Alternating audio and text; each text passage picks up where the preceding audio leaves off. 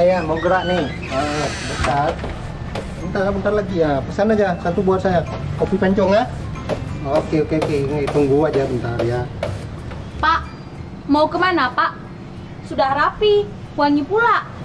Mau ngopi sebentar dulu, ngumpul sama teman-teman. Udah lama nggak ngumpul.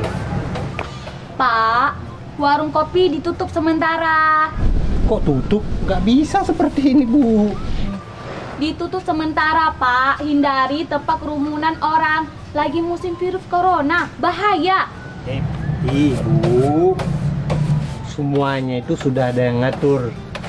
Hidup dan mati itu Tuhan yang ngatur. Ngapain kita takut sama virus corona? Oh, gitu. Hah. Sebentar aja, Bu. Ntar sore juga udah pulang. Lagian kan Aceh nggak begitu parah virus corona ya. Nggak sama kayak daerah lain, Bu. Hai, Pak. Kita jaga sehat ya mantongna. Betegotat, yogoh celaka. Kalau seandainya Bapak tertular gimana? Ibu nggak mau tidur sama Bapak. Bapak harus diisolasi.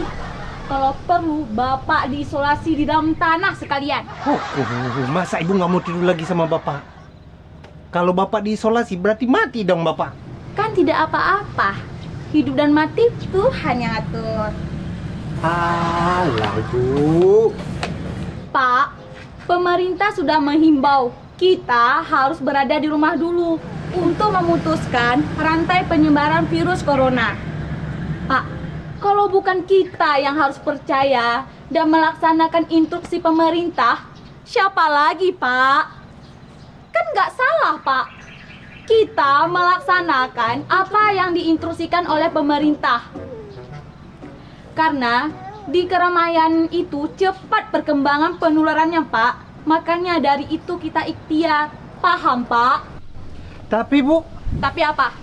Bapak nggak sayang lagi sama ibu. Bapak nggak sayang lagi sama anak-anak. Bapak lebih sayang warung kopi.